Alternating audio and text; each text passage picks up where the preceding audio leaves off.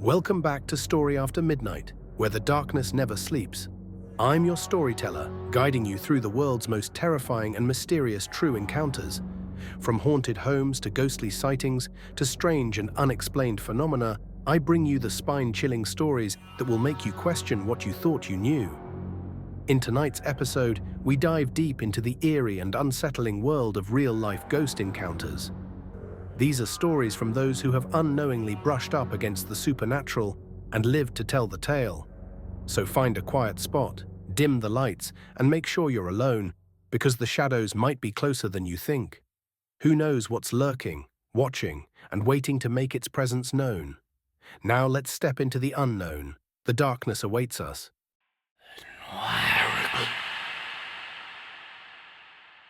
I used to think urban legends were just that. Stories made up to scare kids, passed around like dares. Until that night. Until we tried the candle ritual. It was Sam's idea. It was always Sam's idea. He had a fascination with the occult, the dark web, creepy pasta forums, anything that would get our hearts racing. He told us about this ritual he'd found buried deep in a thread that had been deleted minutes after he'd saved it. "There's this thing called the candle ritual," he said, grinning like he always did when he had something twisted up his sleeve. "You light 7 candles. Midnight. Each one must be lit in total silence, 1 minute apart. Then you chant, just once, and wait." "What are we waiting for?" I asked. "That's the thing," he said. "You don't know, but it comes for you. If you're lucky, you wake up the next morning like nothing happened. And if you're not," he didn't answer. That Friday night, we gathered in the basement of Leah's house. Me, Sam, Leah, Marcus, Paige, Jake, and Emily. 7 of us. 7 candles. It felt perfect, like it was meant to be. We turned off the lights at 11:58 p.m. Sam had already arranged the candles in a circle, 1 for each of us. We sat in silence, just like the rules said, lighting the candles 1 by 1, each minute precisely on Sam's timer. No one spoke. No one dared. At exactly midnight, we joined hands.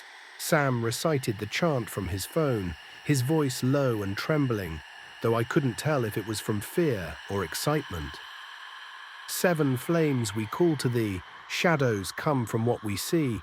Take not blood, take not breath, but walk with us between life and death." It was stupid, rhyming nonsense, but the room changed. The air turned thick, like syrup in our lungs. The candle flames grew tall, stretching toward the ceiling. A deep humming noise, not quite a sound, more like a pressure, settled in the space behind my ears. And then it stopped. Silence. Total silence, the kind that makes you feel like something's holding its breath with you. Sam laughed, breaking the tension. Well, that was creepy, but nothing happened. We exhaled, nervous chuckles all around. Leah turned the lights back on. The candles stayed burning, their flames still impossibly tall. We didn't sleep. We just sat around joking and trying to pretend the air didn't still feel heavy. Eventually, around 3 a.m., Sam left to use the upstairs bathroom. He didn't come back. At first, we thought he was messing with us, hiding, trying to freak us out. It was such a Sam thing to do, but when Leah checked upstairs, her face went pale. His phone was in the sink, still unlocked, still open to the candle ritual page, and he was gone. That's when we called his phone. No ringing, just static. And then a scream. His scream. Raw, animal, tortured. And it cut off. We all heard it. Every single one of us. That's when panic set in. Emily wanted to call the police, but Leah begged us not to. What do we say? That our friend got taken by a candle spell. The sun came up, but the shadows in that basement never seemed to lift. We left, thinking maybe sleep would clear our heads. I didn't get any. I couldn't stop thinking about the flames, the chant, that scream. That night, Marcus vanished. He'd gone to bed, his parents said, but never got up. His window was locked, his door too, his phone on the nightstand still playing music. No signs of anything, except for a smell. His mom said it smelled like wax, burned wax and something rotting. We met again that day, the 5 of us left. I think it's us, Paige said, the candles. One for each of us. One taken at a time. That's insane, Emily snapped. There's no proof it's the ritual. Sam screamed over the phone. You heard it. That night, Emily went missing. She was in the middle of texting me. I watched the message appear, half a sentence. I'm scared that I'm next. I keep hearing. And then nothing. The little dots that show she was typing kept blinking for a while, then stopped. Jake and I drove to her house. She wasn't there. Her window was open, and there on the floor was candle wax, still warm. We didn't know what to do anymore. How do you fight something you can't see? Something summoned by a stupid rhyme, a few candles. The next night, Leah suggested we try to undo the ritual. Maybe if we light the candles again, chant it backwards or something. We were desperate, so we met again in the basement. Just 3 of us now.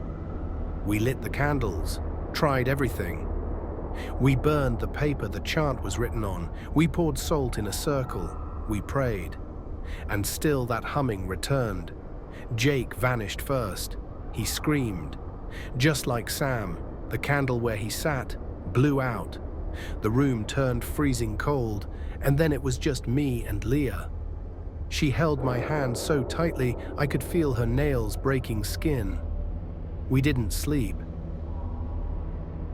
Just sat, staring at the last 2 candles, watching the flames flicker and grow long when we weren't looking.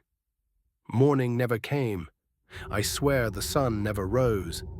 And then Leah started whispering, saying something was inside her skin, scratching from the inside. She started screaming. She clawed at her own throat before collapsing. When I turned to her candle, it was out, and I was alone. The last candle burned, but I didn't move. I couldn't. Every shadow in the basement was moving, crawling along the walls, forming shapes I can't describe except they were wrong. Human, but not. Like people stretched too thin or faces turned inside out. One of them stepped forward. I screamed. I didn't stop screaming. I thought it would take me then, but it didn't. It whispered, "You lit the last light.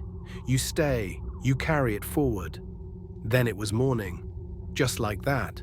No sign of the others, no wax, no shadows, only 7 unburned candles sitting in a perfect circle. I should have thrown them away, burned them, buried them, but I didn't, because the whisper said I carry it forward. And now I can't stop thinking about lighting them again, just once, to see if I can get them back, to see if they're still screaming, somewhere. Thank you for joining me tonight on this eerie journey into the unknown. If these stories have left you with a chill down your spine, don't forget to like and subscribe for more spine-tingling tales. This really means a lot to me and helps to keep me on YouTube. And remember, there's always more lurking just around the corner.